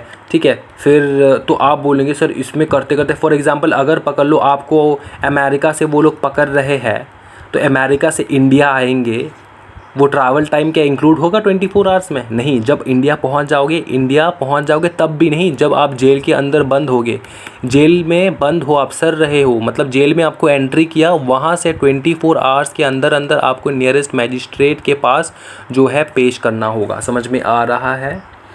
हाँ जी, क्लियर है बात? ये हो गया आर्टिकल 22। और यहाँ पर क्या बताया? आर्टिकल 23 में क्या बताया बताओ फटाफट। 23 में क्या है? Right against exploitation. Right against exploitation में दो चीज़ आता है, बताओ क्या क्या आता है फटाफट? ए और बी पर आके रखा है मैंने, जल्दी बताओ। ए में क्या आता है? हाँ जी, ए में इंसानों का खरीदा बेची। समझ में आ रहा है? इंसानों का खरीदा बेची, परचेज ऑफ ह्यूमन बींग। ठीक है, जो हम लोग कहते हैं ह्यूमन ट्रैफिकिंग कहते हैं। समझ में आ रहा है ना? Purchase and sale of human being वो मना है। और बी में क्या बोलता है? बी में बोलता है कि भाई कोई भी चाइल्ड को, अब वो चाइल्ड कौन है भाई? चाइल्ड कौन होता है? 14 ईयर्स ऑफ एज के बिलो को कहते हैं हम लोग चाइल्ड। ठीक है, उसको आप, क्या हो रहा है, एक सेकंड, ठीक है, एज 14 ईयर्स का एज है, तो उसको आप क्या नहीं कर सकते बताओ फटाफट? हाँ जी, आप हैजर्डियस जगह पे काम नहीं दिला सकते, जैसे कि फैक्ट्री माइन या फिर हैजर्डियस प्रोसेस में आप उसको काम नहीं दे सकते। समझ में आ रहा है? तो बहुत सारे बच्चों को डाउट था इसमें सर, जैसे कि घर पे हम लोग बहुत सारे यहाँ पे देखते हैं कि छोटे छोटे बच्चे को हम लोग गांव से लाते हैं, लाने के बाद हम अपने घर पे रखते हैं और एज अ हेल्पिंग हैंड वो लोग हेल्प करते हैं छोटे मोटे काम में। तो सर वो जो है इलीगल है क्या? वो बेटा इलीगल नहीं है, लेकिन फिर भी आपके अंदर में अगर वो इंसानियत है ना, तो आपको क्या करना है, उसको हो सके तो प्रॉपर एजुकेशन जो है, छोटा मोटा कुछ भी घर पे भी अगर आप पाप पर आ रहे हो उनको एजुकेट कर देना, because they are very small, 14 years of age. तो गाँव में जो बच्चे होते हैं उनको तो लेकर आ जाते हैं शहर में, है कि नहीं? वो हमको देखने को मिलता है हर घर में। चलो ठीक है, आ जाओ। 24 क्या बोलता है बताओ फटाफट? हाँ, आर्टिकल 23 क्या बोलता है? आर्टिकल, वही तो बोला मैंने, आर्टिकल 23 बोलता है ये ए वाला चीज़, और आर्टिकल 24 बोलता है ये बी वाला चीज़। समझ में आ रहा है? क्लियर है? नेक्स्ट चलते हैं फटाफट, बहुत टाइम हो रहा है। 25, 26, 27, 28 कर लेंगे। ठीक है, फटाफट कर लेंगे भाई मेरे। देखो 25, ये है 25, ये है 26, ये है 27 एंड ये है 28। ठीक है, क्या बोलता है? Right to freedom of religion. ठीक है, क्लियर है? अब क्या बोले? Freedom of conscience and free profession. ये थोड़ा बड़ा कर लेता हूँ मैं। ठीक है, क्या बोले यहाँ पे? Freedom of conscience and free profession, practice and propagation of any religion. कोई भी रिलीजन आपके मनपसंद का, हिंदू हो जाए, सिख हो जाए, ईसाई हो जाए, ठीक है, इस्लाम हो जाए या फिर क्रिश्चियनिटी हो जाए, तो आप किसी भी आपके मन पसंद का जो है आप चूज़ करके कर सकते हो, वो दिक्कत नहीं है उसमें। ठीक है, freedom of manage religion affair आप मैनेज कर सकते हो खुद से ही। अपने घर पे ही कर सकते हो। Freedom as a payment of tax for promotion of any particular religion, ठीक है। देखो रिलीजन एक्टिविटीज़, रिलीजियस एक्टिविटीज़ के ऊपर टैक्स तो नहीं लगता, सबको पता है, इसलिए जो बाबा लोग होते हैं ना, समझ में आ रहा है, वो सबसे ज़्यादा अमीर होते हैं। तो अगर आप किसी भी प्रकार का मंदिर वंदिर खोल के बैठे हो तो वहाँ पे टैक्स नहीं लगता। फिर देखो next, freedom as an accordance of religious institution or religious worship in certain educational institution. यहाँ पर क्या बोले कि देखो यार, बहुत सारे स्कूल कॉलेजेस में अपने को देखने को मिलता है ना कि यार क्रिश्चियनिटी को बहुत ज़्यादा प्रमोट करते हैं, या फिर हिंदुइज़्म को बहुत ज़्यादा प्रमोट करते हैं, या फिर इस्लाम जो है उसको बहुत ज़्यादा प्रमोट करते हैं, ठीक है। तो ये जो है ना, अगर आप किसी भी इनमें से किसी भी स्कूल में पढ़ रहे हो, फॉर एग्जांपल क्रिश्चियन वाला स्कूल में पढ़ रहे हो, हिंदू वाला इस्लाम वाला स्कूल में पढ़ रहे हो, तो आपके ऊपर कम्प्लीटली है वो कि आप उनमें जो उस स्कूल में जो पढ़ा रहा है, मतलब रिलीजियस एक्टिविटीज़ जो करा रहा है, वो आपके ऊपर है, वो करना चाहते हो कि नहीं करना चाहते, वो कम्प्लीटली आपके ऊपर है, वो आपका फ्रीडम है। समझ में आ रहा है? क्लियर है भाई मेरे? नेक्स्ट देखो, नेक्स्ट चलो, नेक्स्ट 28 हो चुका है, फिर 29 कहाँ है? 29 भी नहीं दिए क्या? नहीं दिए सर। 29 बता दीजिए सर आप। 29 मैं बता देता हूँ 29 क्या बोल रहा है। 29 आर्टिकल क्या बोले बताओ? हाँ जी, इंटरेस्ट ऑफ द माइनॉरिटीज़, ठीक है। यहाँ पे कल्चरल एंड एजुकेशनल राइट्स के बारे में बता रहा है, ठीक है। कल्चरल एंड एजुकेशनल राइट्स, ठीक है। कल्चरल एंड एजुकेशनल राइट्स के बारे में हम लोग जानेंगे यहाँ पे। अब क्या बताए यहाँ पे बोलते हैं वो लोग कि दो चीज़ बोला गया है यहाँ पे। जो माइनॉरिटी सेक्टर होता है ना, जो माइनॉरिटी सेक्टर है, वो आप खुद का एजुकेशनल इंस्टीट्यूशन खोल सकते हो। आप खुद का एजुकेशनल इंस्टीट्यूशन खोल के वहाँ पे आप प्रीच कर सकते हो, जो भी करना है कर सकते हो। ये बोलता है अपना आर्टिकल 29। क्लियर है? नेक्स्ट बताओ क्या है? नेक्स्ट है अपना right to constitutional remedies. Right to constitutional remedies है। अभी रेमेडीज़ क्या क्या है, कॉन्स्टिट्यूशनल रेमेडीज़ क्या क्या है, फटाफट बता दीजिए सर। रेमेडीज़ क्या क्या है? Habeas corpus, mandamus, prohibition, quo warranto and certiorari. मैं फटाफट करके एक एक करके बोल दूंगा, आपको सिर्फ दिमाग में घुसा के रखना है, ठीक है। हैबियस कॉर्पस का मतलब क्या होता है बताओ? हैबियस कॉर्पस का मतलब होता है टू हैव द बॉडी। क्या होता है? Have the body. मतलब सर, कोर्ट जो है वो पुलिस से पूछ सकता है, कोर्ट जो है वो पुलिस से पूछ सकता है कि ये जो बंदा, मतलब बॉडी, ये जो बंदे को आप पकड़ के लाए हो ना, किस बेसिस पे लाए हो, किस बेसिस पे लाए हो। और अगर आपके पास कोई भी एक्सप्लेनेशन है नहीं है इस चीज़ का, अगर आपके पास कोई भी एक्सप्लेनेशन है नहीं इस चीज़ का, तो उसको छोड़ दो, उसको छोड़ दो। Set him free, set him free. Clear है? ये हो गया हैबियस कॉर्पस। मैंडमस का मतलब क्या होता है? मैंडमस का मतलब होता है वी कमांड। बताओ क्या? We command. वी कमांड का मतलब क्या होता है कि कोर्ट जो है कमांड कर सकता है किसको सर? किसी को भी भाई, कोई भी पर्टिकुलर कंपनी को, इंस्टीट्यूशन को, पर्सन को, मतलब बंदे को, कोई भी बंदा बंदी, किसी को भी, हर कोई किसी को भी वो कमांड कर सकता है कोई भी पर्टिकुलर स्पेसिफिक काम करने के लिए, और आपको करना होगा। समझ में आ रहा है? क्वो वारंटो एंड सर्टियोररी जो है वो हम लोग देखेंगे। क्वो वारंटो एंड सर्टियोररी का मतलब क्या होता है? बहुत ईजी है, समझ लेना है, ठीक है ना। इन सबको ना ज़्यादा डीपली आपके इधर पे दिया नहीं है, बिकॉज एग्जीक्यूटिव लेवल पे आपको बहुत डीपली मिलने वाला है, राइट। तो यहाँ पे ऊपर जाना है। जैसे मैं आपको समझा रहा हूँ वो अगर आप लिखना चाहते हो तो लिख रख सकते हो, बहुत अच्छी बात है। अगर नहीं लिखना चाहते हो तब भी कोई दिक्कत नहीं, क्योंकि यहाँ पे ज़्यादा एक्सप्लेन नहीं किया गया है, तो आपके उधर पर भी ज़्यादा इंपॉर्टेंट नहीं चाहिए चीज़, ठीक है। पहली बात तो क्या है कि क्वो वारंटो, अच्छा प्रोहिबिशन, पहले तो प्रोहिबिशन है, प्रोहिबिशन, उसके बाद क्वो वारंटो एंड सर्टियोररी। प्रोहिबिशन का मतलब क्या होता है बताओ?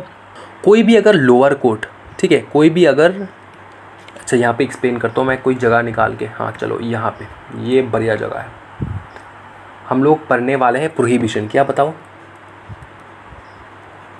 प्रोहिबिशन। प्रोहिबिशन में क्या होता है? कोई भी अगर लोअर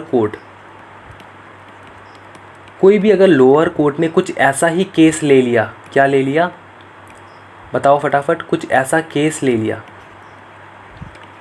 जो उसके पावर के बाहर है, जो उसके पावर के बाहर है, तो प्रोहिबिशन ऑर्डर पास करेगा कौन? Higher court.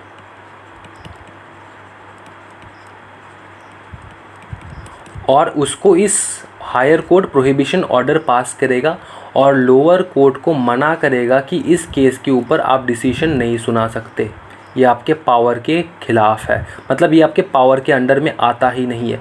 फॉर एग्ज़ाम्पल आप सोचो कोई भी डिस्ट्रिक्ट कोर्ट ठीक है, किसी भी आतंकवादी को रिहाई का मतलब ऑर्डर पास कर रहा है, मतलब इसको रिहा कर दो, कोई भी डिस्ट्रिक्ट कोर्ट, समझ में आ रहा है भाई? पहली बात तो ये कि डिस्ट्रिक्ट कोर्ट के पास ये पावर नहीं है, सुप्रीम कोर्ट में जाएगा, आतंकवादी का चीज़ है, और रिहाई कर दो बेटा, फांसी पे लटका देंगे उसको, समझ में आ रहा है ना? तो उसके पावर में नहीं है। तो हायर कोर्ट क्या करेगा? प्रोहिबिशन ऑर्डर पास करेगा। पकड़ लो यार, ऐसा हो चुका है कि यार हायर कोर्ट के पास टाइम ही नहीं था, मतलब हायर कोर्ट ने ध्यान नहीं दिया और लोअर कोर्ट ने क्या किया? लोअर कोर्ट ने ऐसा ऑर्डर पास कर दिया, ऑलरेडी पास कर दिया।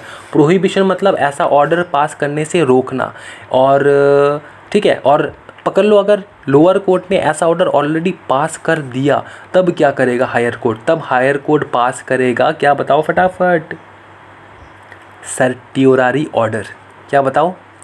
Certiorari order. ठीक है, सर्टियोरारी ऑर्डर पास करेगा कौन?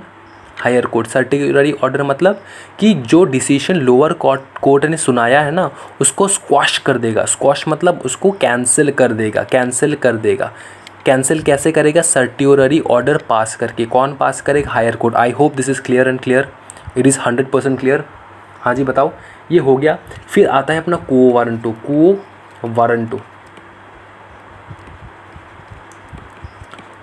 का मीनिंग क्या होता है बताओ? को वारंटो का मीनिंग ये होता है कोई भी गवर्नमेंट ऑफिशियल अपने पोजीशन का मिसयूज़ नहीं कर सकता, समझ में आ रहा है? ये होता है को वारंटो। क्लियर है? हाँ जी। तो को वारंटो का ऑर्डर होता है, ये एक ऑर्डर होता है जो कि कोर्ट पास करता है किसी भी गवर्नमेंट ऑफिशियल के अगेंस्ट में, पास करके उसके ऊपर इन्वेस्टिगेशन बिठा देता है कि देखो बेटा, पकड़ लो कोई भी आप गवर्नमेंट ऑफिस में गए हो, ठीक है, और उस गवर्नमेंट के बंदे को आप पूछ रहे हो, भाई बता तू जो इस पोजीशन पे बैठा है ना, कौन से क्वालिफ़िकेशन से तू बैठा है इस पोजीशन पे, बताओ मेरे को।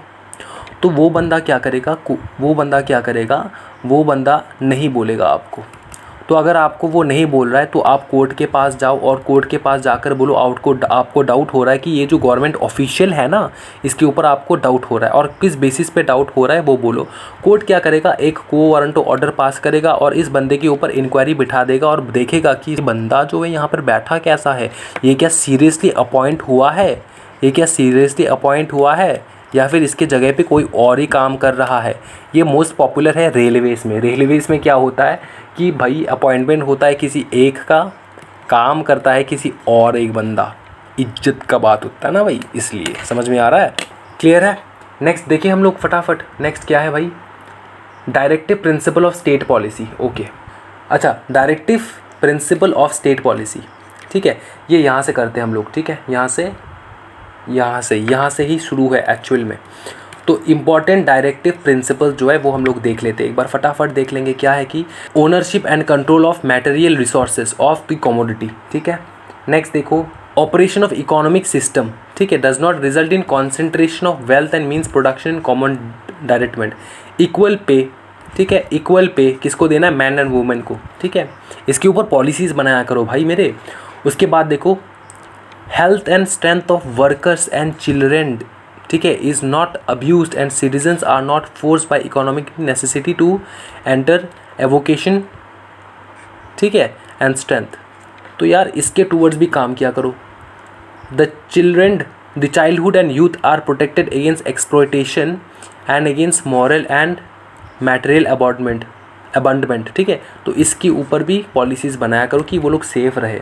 विलेज पंचायत जो है वो ज़्यादा से ज़्यादा हो किसी भी पर्टिकुलर विलेज में, वो आप कोशिश करो, ठीक है। कौन कोशिश करेगा? स्टेट, ऑब्वियसली स्टेट कौन है भाई? गवर्नमेंट। स्टेट के बारे में पढ़ चुके हम लोग, ठीक है। उसके बाद बोलो, क्या बोले? हाँ जी, ये सारा भाई बहुत कुछ है, आपको सिर्फ एक बार करके देख लेना, रीड कर लेना, इनका एक पॉइंट है सिर्फ, ठीक है ना। Compulsory education for all children, uniform civil code, all type of workers, endeavour, promote क्या, कॉटेज इंडस्ट्रीज़, ठीक है। तो ये सारे जो मैटरनिटी रिलीफ, ये देखो मैटरनिटी रिलीफ, इसके ऊपर भी काम करना है, ठीक है ना। वुमेंस को मैटरनिटी रिलीफ मिलता रहे, इसके ऊपर भी काम करो, ठीक है। Education and in economic interest of schedule caste, फिर schedule tribes and other weaker section, ठीक है। तो ये सारे कर लेना एक बार, ठीक है ना। फंडामेंटल ड्यूटीज़ क्या भाई, अपना फंडामेंटल ड्यूटीज़ गो थ्रू कर ले हम लोग एक बार।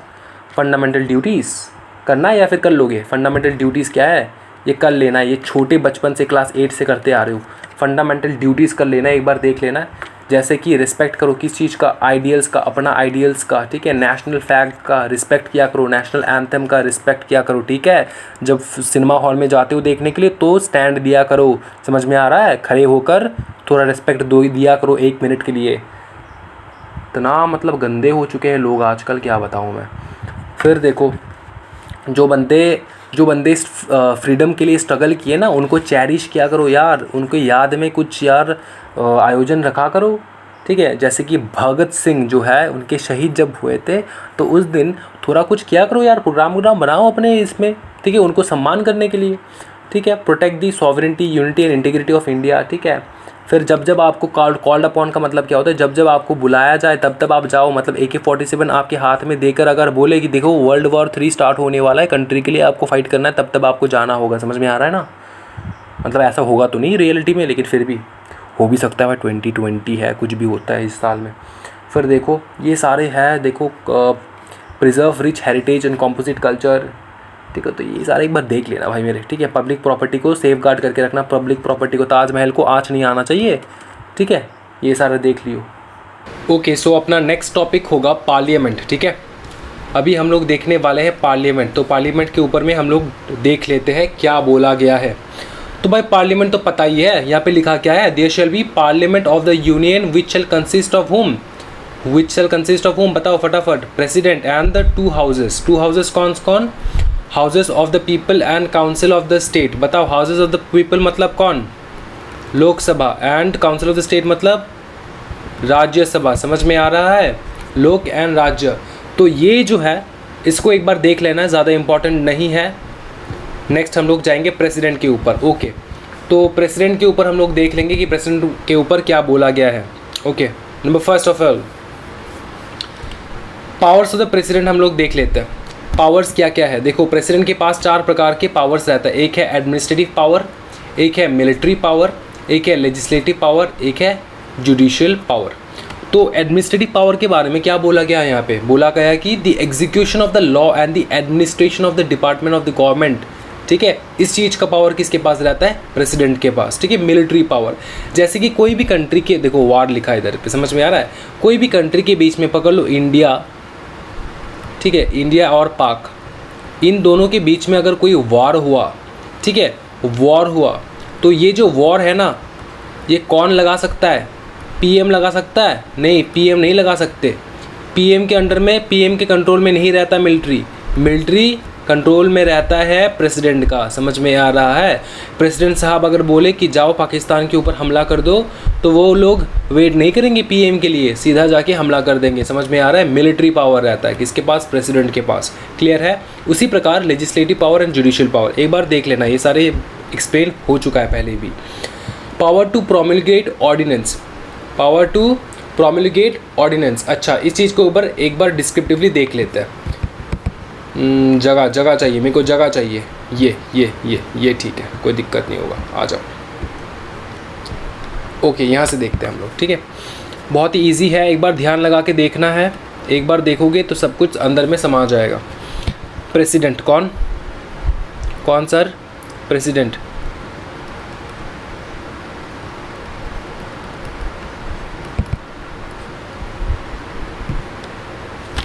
ओके, प्रेसिडेंट के पास क्या है?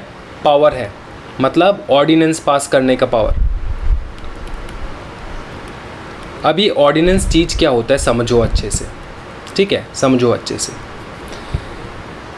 ये एक टेम्पररी लॉ होता है। क्या होता है बताओ फटाफट, क्या होता है? टेम्पररी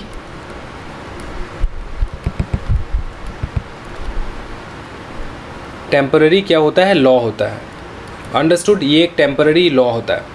अब ये कब पास किया जाता है, आप समझो एक चीज़, ये पास कब किया जाता है, जब both the houses of the parliament, ठीक है, लोक एंड राज्य, जब both the houses of the parliament क्या हो, बंद हो, इज क्लोज्ड।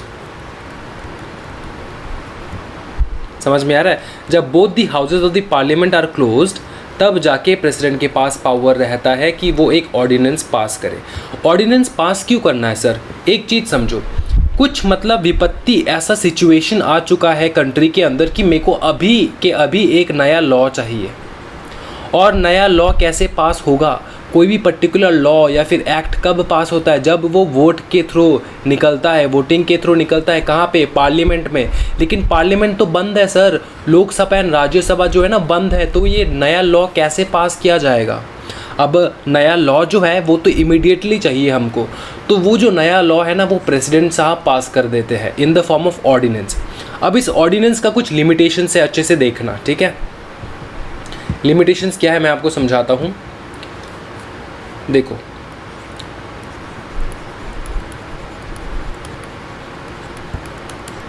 ऑर्डिनेंस, ये जो ऑर्डिनेंस है ये आपको, ये कौन पास करता है? प्रेसिडेंट साहब, ठीक है, प्रेसिडेंट साहब पास करते हैं ऑर्डिनेंस।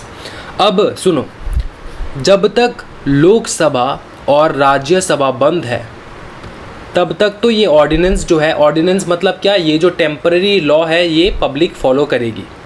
कौन फॉलो करेगा? पब्लिक। जो कुछ भी लिखा है वो पब्लिक फॉलो करेगा नया लॉ में, ठीक है? लेकिन ये टेम्पररी है, समझ में आ रहा है ना? ये क्या है? टेम्पररी है, ये परमानेंट नहीं है। इसको परमानेंट कैसे बनाएं? जब लोकसभा एंड राज्यसभा खुल जाएगा तब उसके 6 हफ्ते के अंदर अंदर, बताओ, विदिन 6, तो ये जो है 6 हफ्ते के अंदर अंदर आपको क्या करना होगा? इसको 6 हफ्ते के अंदर अंदर इसको पास करना होगा। कहाँ पे? पार्लियामेंट पे, ठीक है? 6 हफ्ते के अंदर अंदर पास करना होगा। अगर ये 6 हफ्ते के अंदर अंदर पास नहीं किया तो ये जो लॉ है ना, मतलब टेम्पररी लॉ है ना, इसको रोक दिया जाएगा। पब्लिक इसको फॉलो नहीं करेंगे, ठीक है? ये एलैप्स हो जाएगा और ये जो है इसका वैलिडिटी नहीं रहेगा। सो दैट ये एक टेम्पररी लॉ है, इसको परमानेंट बनाने के लिए हमको क्या करना होगा? पार्लियामेंट में इसको पेश करना होगा 6 हफ्ते के अंदर अंदर। बट ऑर्डिनेंस, ऑर्डिनेंस क्या होता है? Temporary law. इतना समझ में आ रहा है? एग्जाम में आ गया तो सकोगे। अच्छा, ये कौन सा सेक्शन गवर्न करता है? ये सेक्शन गवर्न करता है सेक्शन नहीं, कौन सा आर्टिकल गवर्न करता है? 1, 2, 3। आर्टिकल कौन सा? 1, 2, 3 गवर्न करता है किसको? ऑर्डिनेंस को, पास्ड बाय प्रेसिडेंट। अच्छा, और एक चीज़, ऑर्डिनेंस जो है ना और एक बंदा पास कर सकता है। कौन पास कर सकता है? ऑर्डिनेंस और एक बंदा पास कर सकता है। वो बंदा कौन है? वो बंदा है अपना गवर्नर। गवर्नर भी ऑर्डिनेंस पास कर सकता है। क्यों पास करना है? सिंपल बात है, स्टेट लेजिस्लेचर जो है वो बंद पड़ा रखा है, ठीक है? बहुत टाइम से बंद है लेजिस्लेचर, और मेरे को इमीडिएटली एक न्यू लॉ पास करना है। क्यों? बिकॉज सिचुएशन ऐसा आ चुका है कि मेरे को एक न्यू लॉ तो पास करना ही है अभी के अभी, ठीक है? भले ही ये टेम्पररी लॉ हो जाए कोई दिक्कत नहीं है, इसको अपने को परमानेंट बनाना है। परमानेंट कब बनाएंगे? वही 6 वीक के अंदर अंदर मेरे को परमानेंट बनाना है। ये 6 वीक कब से? जब ये लेजिस्लेचर खुल जाएगा।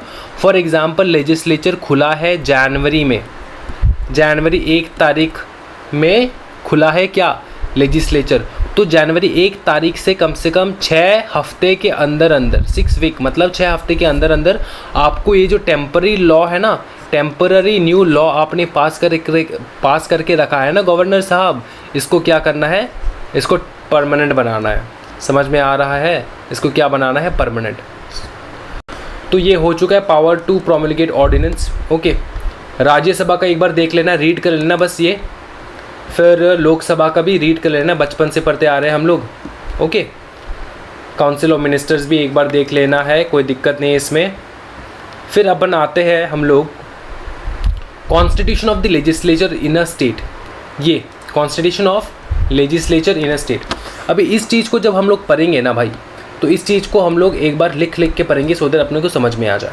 देखो बहुत ईजी है, ठीक है। लेजिस्लेचर क्या होता है? लेजिस्लेचर, अच्छा लेजिस्लेचर कहाँ पे होता है? स्टेट में। Every state has a legislature. लेकिन गजब का बात क्या पता है, किसी किसी स्टेट में, अपने को तो पता है कि यार हर स्टेट में एक हाउस जो है वो तो बनता ही है कि नहीं बताओ। लेकिन किसी किसी स्टेट में उसके लेजिस्लेचर के अंदर 2 हाउसेस रहते हैं। ओके, 1 और 2, 2 हाउसेस रहते हैं, वो भी हम लोग सीखेंगे।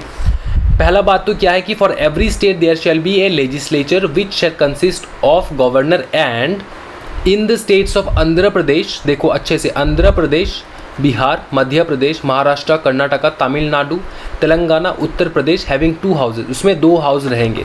मैंने बोला था किसी किसी स्टेट के लेजिस्लेचर में 2 हाउसेज रहेंगे। कौन से स्टेट है? देखो यहाँ पर अच्छी तरीके से दिया गया है, नीचे देख लेते हैं हम लोग एक बार, ठीक है। ये वाला अंडरस्टैंड, यहाँ पे 2 हाउसेज है।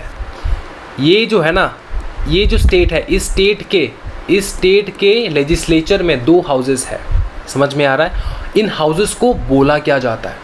अब बात तो ये है कि इन हाउसेस को बोला क्या जाता है। देखो इजी है, यहाँ पर देखो क्या बोला गया है। Where there are 2 houses of legislature of the state, one shall be known as legislative council and the other as legislative assembly, ठीक है। And where there is only 1 house, it shall be known as legislative assembly। देखो देखो देखो फटाफट मैं आपको यहाँ पर दिखा देता हूँ। फॉर एग्जाम्पल उत्तर प्रदेश के स्टेट में 2 हाउसेस है, एक स्टेट 1 हाउस 2 हाउस, ठीक है, 2 नंबर हाउस। पहले हाउस को क्या बोलेंगे हम लोग? पहले हाउस को बोलेंगे हम लोग लेजिस्लेटिव काउंसिल, दूसरे हाउस को क्या बोलेंगे? लेजिस्लेटिव असेंबली, ठीक है। और पकड़ लो ऐसा कोई स्टेट, फॉर एग्जांपल मैं आपको एग्जांपल देता हूँ। फॉर एग्जांपल एक ऐसा स्टेट, छोटा मोटा स्टेट नागालैंड, इस स्टेट में सिर्फ इस स्टेट के लेजिस्लेचर में सिर्फ 1 हाउस है। अब इस हाउस को क्या कहते हैं हम लोग? बताओ, लेजिस्लेटिव असेंबली। समझ में आ रहा है? क्लियर है बात? इजी है और कुछ नहीं है इम्पॉर्टेंट। फिर गवर्नर के बारे में मैंने एक्सप्लेन कर दिया है आपको, समझ में आ रहा है? गवर्नर के बारे में मैंने एक्सप्लेन कर दिया। यहाँ पे 3 पॉइंट है जो कि इंपॉर्टेंट है, एक बार देख लेते हैं हम लोग। Governor can not promulgate any ordinance without the instruction of the president. ये क्या है चीज़?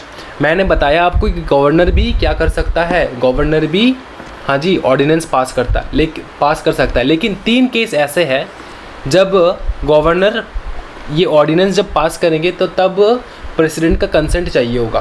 प्रेसिडेंट ने अगर मना कर दिया तो नहीं पास कर सकते। कब? देखो, if a bill containing the same provision under this constitution have required the previous section of the president. मतलब कुछ ऐसा बिल पास करना चाहता है गवर्नमेंट जहाँ पे प्रेसिडेंट का कंसेंट चाहिए होगा। समझ में आ रहा है? क्लियर है?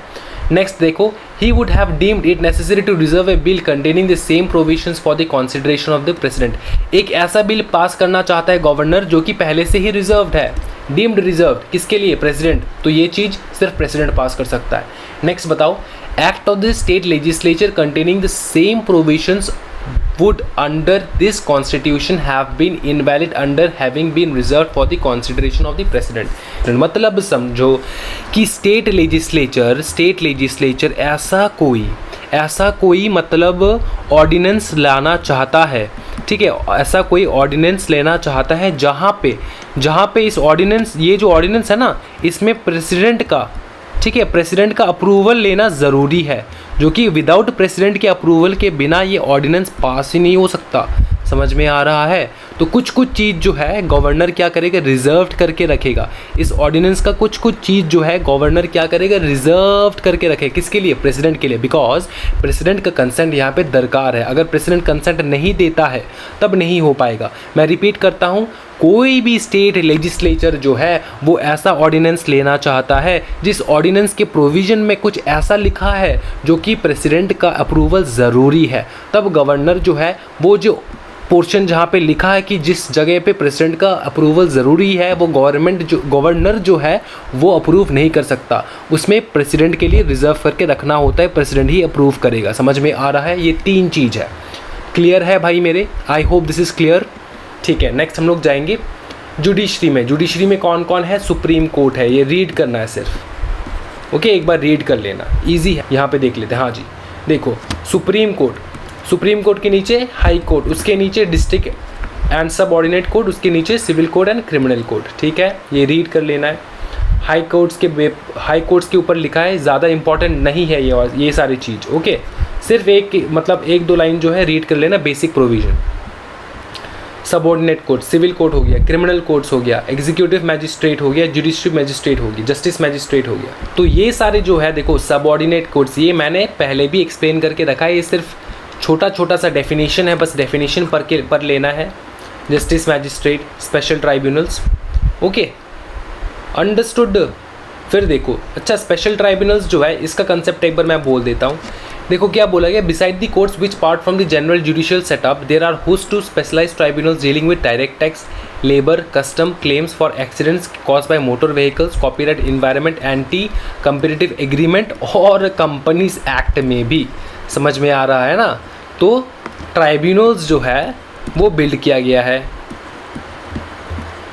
स्पीडी डिस्पोजल ऑफ केसेस के लिए। समझ में आ रहा है ना कि ये जो है फॉर एग्जांपल लेबर के कारण, ठीक है, लेबर का कोई केस आया है, कस्टम का कोई केस आया है, ठीक है, कस्टम के कारण कोई केस उठाया है। समझ में आ रहा है? Claim for accident cost by motor vehicle, copyright का कुछ क्लेम आया है। समझ में आ रहा है? कॉपीराइट का कुछ केस है, इन्वायरमेंटल का केस है, एंटी कंपेटिटिव एग्रीमेंट का केस है, कंपनीज एक्ट का कोई केस है, तो ये सेबी का कोई केस है, सेबी। ठीक है, तो इनके लिए स्पेशल ट्राइब्यूनल्स बनाया गया है भाई मेरे। क्या कहते हैं हम कंपनी लॉ का? कंपनी लॉ एपिलेट, देखो नेशनल कहते हैं कंपनी लॉ ट्राइब्यूनल। एक तो होता है company law tribunal NCLT, next क्या होता है? नेशनल कंपनी लॉ ट्राइब्यूनल, फिर national company law appellate tribunal NCLAT। यहाँ पे केस लड़ा जाता है, अगर इसमें सेटिस्फाइड ना हो तो NCLAT में हम लोग अप्लाई करते हैं। ओके, अपील करते हैं। अगर इसमें भी अगर पसंद नहीं आया तो बेटा हाई कोर्ट है ना। सर हाई कोर्ट का भी पसंद नहीं आया तो बेटा सुप्रीम कोर्ट है ना। ये अपीलों का देश है इंडिया। समझ में आ रहा है ना? अपील करते रहो।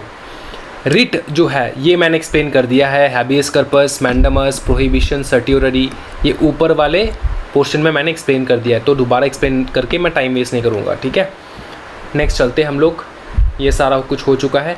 फिर आ गया अपना मेजर कॉन्स्टिट्यूशनल अमेंडमेंट। ये तो रीड करना है भाई साहब, ये पूरा रीड करना है, सिर्फ कुछ नहीं गया है यहाँ पे, सिर्फ रीड करने का पोर्शन है यहाँ पे।